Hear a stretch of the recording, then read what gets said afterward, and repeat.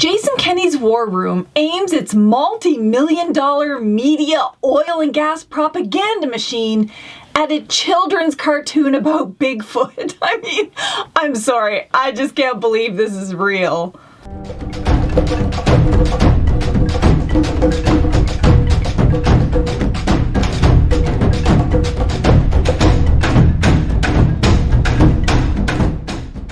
Alberta Premier Jason Kenney's so-called energy wardroom has now taken aim at Bigfoot.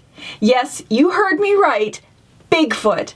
And a cartoon Bigfoot at that. This week, Press Progress reported that Kenney's War Room was launching a campaign to try to stop Netflix from showing a children's cartoon movie called Bigfoot Family. In the movie, Bigfoot goes missing while trying to save a wildlife preserve from destruction. Bigfoot's human family travels to Alaska to help find him. Now wait, let me think about this for a minute. Bigfoot trying to save animals in a wildlife preserve from destruction by oil extraction. I'm just not seeing how this cartoon is brainwashing children. It sounds more like it is teaching children to respect, value, and protect nature, and to consider the current threats to nature that include the oil and gas industry and other extractive processes. Is this really propaganda? No. It's what we as adults in Canada, the United States, and other countries call grappling with the current issues impacting our environment right now. Why should children not be exposed to the issues that present a real threat to the health, safety, and well-being of humans, animals, and the climate? I think most families and communities are trying to raise educated and empowered children who care about themselves, other people, and life all over the planet. It should also be kept in mind that the fight to protect life on the planet as we know it is based on evidence-backed science and traditional Indigenous knowledges. Science has exposed the many ways in which the extractive industry has caused and continues to cause environmental destruction and contamination that contributes to the extinction of plant, animal, bird, fish, and insect species. We also know about the significant impacts on human health from the extractive industry, not only in things like elevated respiratory issues and cancer, but also the elevated levels of violence, exploitation, and disappearances of Indigenous women and girls by the man camps associated with extractive projects in Canada, the United States, and in fact worldwide. The petroleum industry's own studies confirm the high rates of human rights abuses of its own companies all over the world. So a children's cartoon about Bigfoot trying to protect a wildlife preserve for animals is hardly brainwashing. Imagine, in the middle of a pandemic, when many Albertans need income support and housing supports, Jason Kenney would spend money and energy trying to take down a cartoon?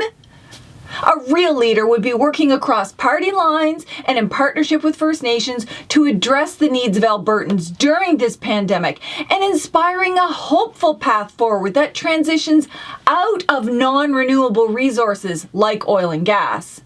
It's also important to remember that Kenney's growing naughty list is less about people doing bad things and more about creating a list of people to blame for his failures to provide leadership in Alberta.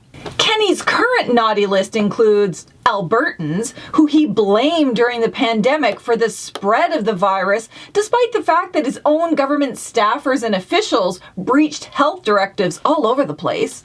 Prime Minister Justin Trudeau, just 'cause. U.S. President Joe Biden for denying the permit for Keystone XL, which everyone knew was coming, except for Kenney. Actors like Leonardo DiCaprio and Jane Fonda, who have long supported First Nations and Native Americans opposed to the destruction caused by oil and gas projects on their own territories.